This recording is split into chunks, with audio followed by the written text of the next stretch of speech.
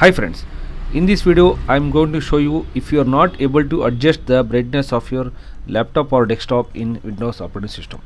For this I will show you how to solve this. In the screen, right click display settings and select advanced display settings, then go to the display adapter properties. Here you need to select the properties option and then go to the driver. If this option is available for you, rollback driver, check with this option. This will install the previously installed driver. In the most cases this option will fix the error, but if this option is grayed out or this option is not available, I will show you the next option. Go select the uninstall device and click the uninstall. It will uninstall the display driver.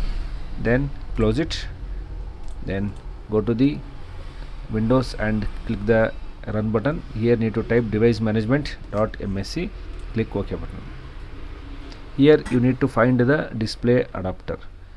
There is no display driver option is there in this because the display adapter has been uninstalled.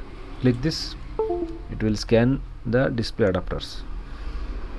Yes, now it will going to install Microsoft basic display adapter is there. You need to install the display driver.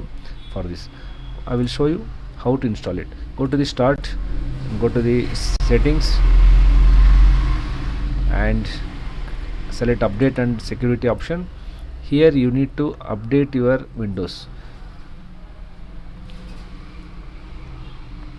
In my laptop most of the Windows updation is pending. For this you need to be install the Windows update. After the Windows update, your device manager, the drivers, display adapter drivers, it will be installed.